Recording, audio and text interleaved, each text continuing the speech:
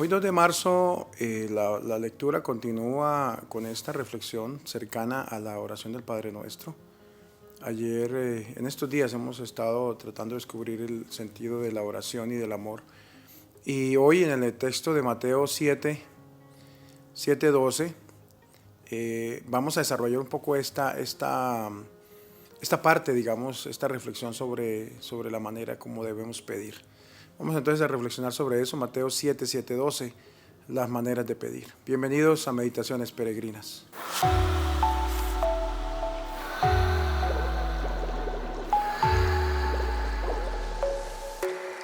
Mateo 7:12. En aquel tiempo Jesús dijo a los discípulos: pidan y se les dará, busquen y encontrarán, toquen y se les abrirá. Porque todo el que pide recibe, el que busca encuentra, y al que toca se le abre. ¿Acaso entre ustedes hay alguno que le dé una piedra a su hijo, si éste le pide pan? Y si le pide pescado, ¿le dará una serpiente? Si ustedes, a pesar de ser malos, saben dar cosas buenas a sus hijos, ¿con cuánta mayor razón el Padre que está en los cielos dará cosas buenas a quienes se las pidan? Traten a los demás como quieren que ellos los traten a ustedes. En esto se resumen la ley y los profetas. Palabra del Señor. Gloria a ti, Señor Jesús.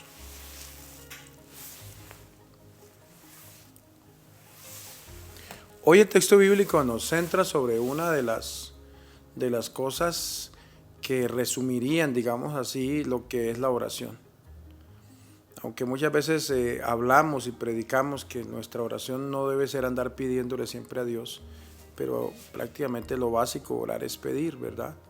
Orar es dirigirnos al Señor porque lo necesitamos a Él, aunque en muchas oportunidades también orar es dar gracias, pero básicamente orar es reconocer nuestra indigencia delante de Dios, reconocer la necesidad que tenemos de Él en cada instante de nuestra vida. También orar lo podemos ver como un buscar a Dios, buscarlo a Él, buscar egoístamente hablando, termina siendo como buscar nuestro propio beneficio. Pero al final es esa búsqueda de Dios, ¿verdad? Tocarle a la puerta de Dios, pedirle a Él que ilumine o acompañe nuestro camino.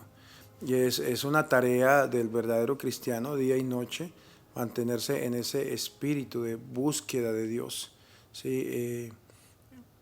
Esa oración insistente de la que nos habla el texto, justamente eso, es constantemente estar en ese camino de encontrar al Señor, porque lo necesitamos, ¿verdad? La oración es una especie de estado de vida más que una práctica, y eso es lo que debe convertirse.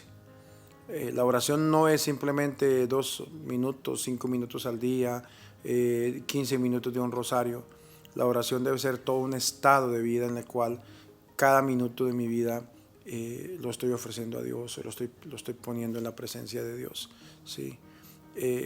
Orar es una manera de ser, más que una acción, es una manera de ser delante de Dios.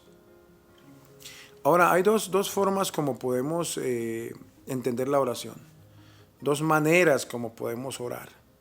No voy a entrar en prácticas de oración, sino más bien cuando hablo de estas 2 maneras de orar, me estoy refiriendo a las 2 actitudes que podemos tener en la oración. Y estas 2 actitudes justamente están centradas en algunos textos bíblicos que nos hablan de la insistencia en la oración y que en cierta manera nos dan alguna pista de cómo debe ser la verdadera oración confiada cristiana, ¿sí? Me acuerdo de un texto bíblico en el cual el Señor nos habla como una especie de parábola o de ejemplo de aquel hombre que se acerca a pedirle a su amigo un pan y su amigo está acostado y le golpea la puerta. Y el texto bíblico dice: les aseguro que si no se para por su amistad, se para por lo inoportuno que es su amigo abrirle la puerta. Pienso que la primera manera de oración es la oración de aquel que es inoportuno y que al final es escuchado porque es que ya se volvió tan cansón, digamos así, tan fastidioso, pues que tengo que responderle a su oración. Bueno, estoy diciendo una cosa que no estoy seguro que Dios desde el cielo mire con fastidio nuestras oraciones, pero estoy mirando más a la comparación que hace el texto bíblico de aquel que a medianoche es importunado, digámoslo así, o es fastidiado por su amigo, y que al final por eso pues termina, para quitarse ese problema de encima, termina concediéndole aquel pan que su amigo necesita. Pero una muy distinta es la persona que está enamorada. La persona que está enamorada busca de verdad, con una necesidad insaciable de encontrar aquello que está buscando. Vamos a mirar actitudes que hay con respecto a estas dos maneras de ver. La persona inoportuna, y si es una actitud de oración, es una persona que en cierta manera está buscando, pero porque solo piensa en sí mismo. Está buscando porque necesita suplir una necesidad, ¿sí? Está buscando porque en ese momento quizá lo más importante es aquello que quiere. Y quizá muchas veces nuestra oración es eso, la oración del inoportuno, ¿sí? La oración de aquel fastidioso que está necesitando algo y entonces empieza a pedir y a pedir y a pedir, que de hecho Dios lo va a conceder, pero que es una oración centrada en sí mismo, una oración egoísta en el sentido de que estoy pidiendo lo que yo quiero para mí, estoy pidiendo lo que quiero para las personas que están a mi lado o para aquellas que yo quiero. La otra oración es la oración de aquel que actúa como un enamorado, de aquel que es capaz de buscar insaciablemente, con un cierto punto de egoísmo, porque también el que se enamora quiere saciar aquel deseo interior de amor que tiene. Pero al final llega un punto en que cuando hay esa verdadera conexión con aquel amado, prácticamente la persona enamorada se pierde en aquel al que ama.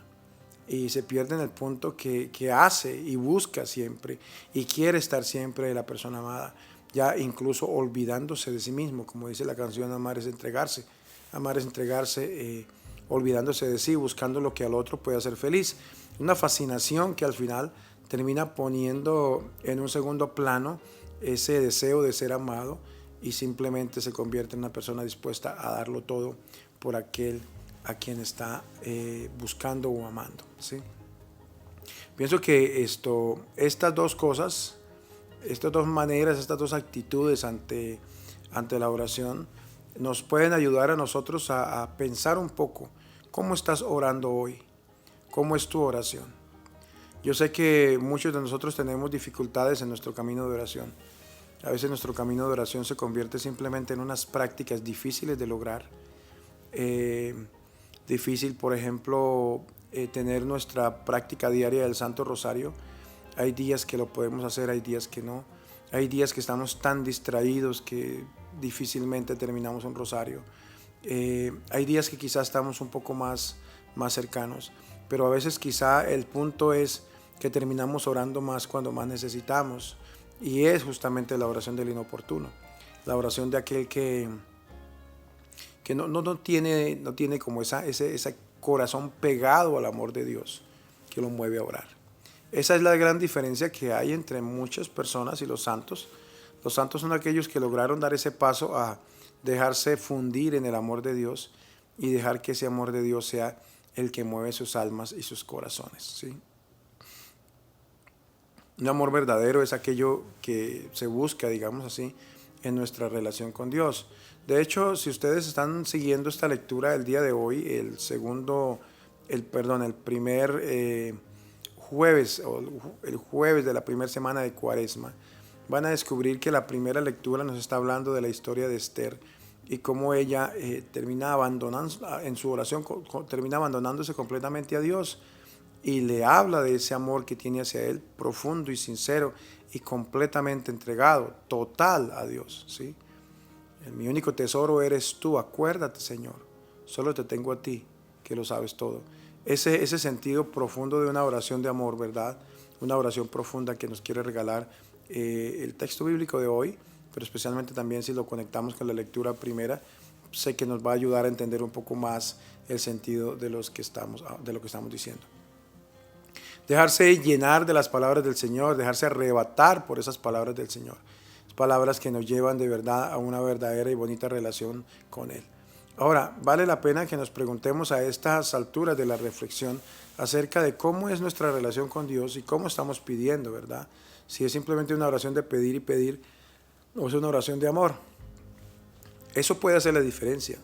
Si tenemos dificultades a la hora de orar para tener nuestro ritmo de oración, vale la pena preguntarnos si lo hacemos, oramos por una obligación que tenemos o realmente oramos porque es una necesidad, porque es parte de mi esencia estar en contacto con el Señor, estar en contacto con Dios. Todas estas cosas nos pueden ayudar a entender hacia dónde debe crecer nuestra vida de oración. Pidamos sin desfallecer, ¿sí? A veces nos cansamos, hay muchas cosas, hay muchas tareas que iniciamos y las tiramos rápido. No sé qué planes, por ejemplo, qué compromisos sí los hicieron. Hicieron ahora al comenzar este año, que ya va en el tercer mes. En este comienzo, generalmente en los comienzos, uno hace una evaluación de su pasado, de su vida, y trata de proyectar el año con unos nuevos planes. ¿Cómo van esos planes? Y si en esos planes incluimos a Dios, ¿cómo va mi relación con Dios? Dios espera que le busquemos porque pues realmente lo necesitamos, ¿verdad? Llamamos a su puerta y el Señor siempre nos abrirá.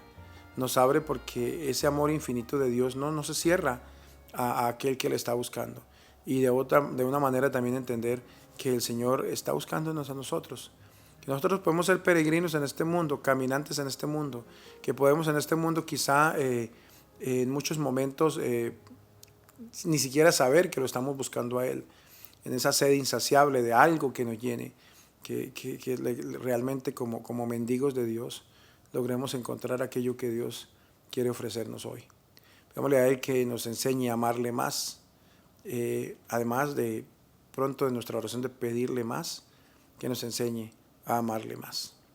El Señor nos bendiga y acompañe en esta jornada, en el nombre del Padre, del Hijo y del Espíritu Santo. Amén. Feliz día.